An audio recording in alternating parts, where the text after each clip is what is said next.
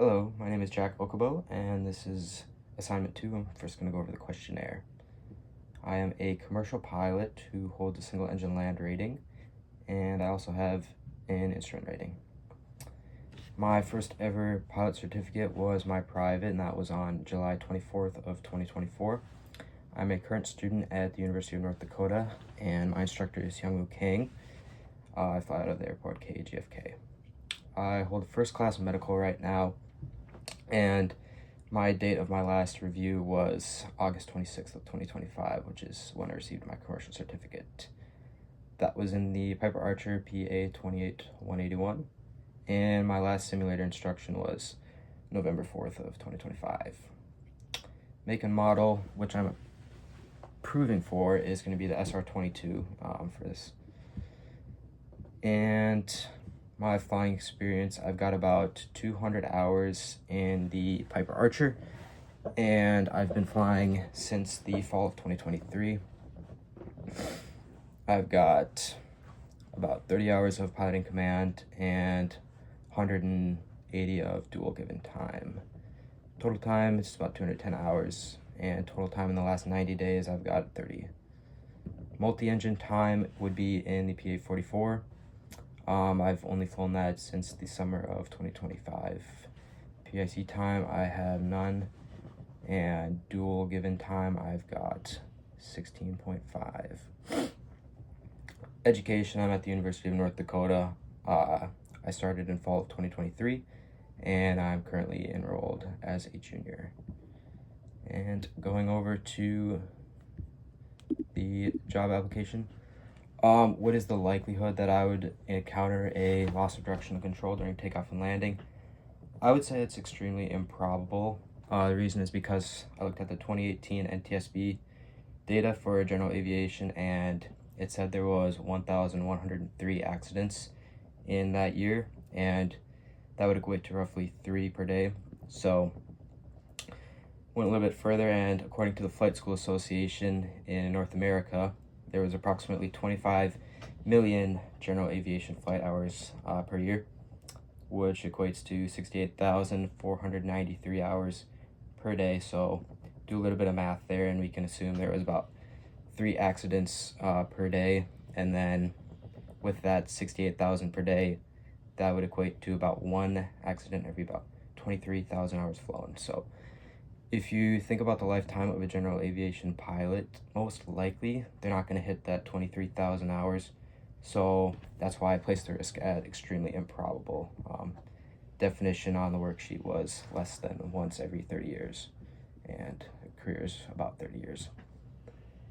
For the severity of the loss of directional control during takeoff and landing, I would say that it's catastrophic, most likely because you're going to result in death unless you're very low to the ground, which means like right at the beginning of that takeoff roll, or really when you're in that flare and like really low to the ground on landing. So, and then looking back in that 2018 report, the four most common flight stages for an accident were the landing, en route, maneuvering, and then takeoff, in that order. 2 of which are ones that we're focusing on, takeoff and landing. And then the 3 most common events that led to an accident were loss of control on the ground, loss of control in the air, and then a systems malfunction, which is something like an engine failure. Also 2 of which were focused on the loss of control on the ground and the air. So you're very likely to have a loss of control scenario, which will result in death unless you make a recovery at like the first indication. That might not be possible depending on your pilot experience, if you're up with your training or if you're fatigued, any other potential reason that could affect that. So that's why I would say it's catastrophic. You're probably gonna have a fatality if you have an accident.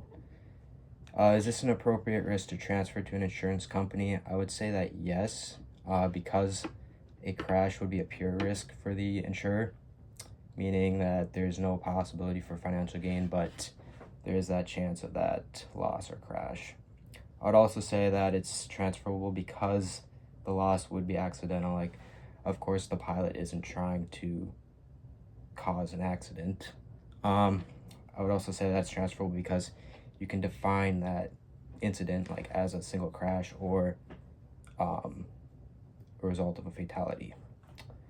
Some techniques to mitigate that risk would be spatial disorientation training, which is offered at UND, and I have taken that in Aviation 309.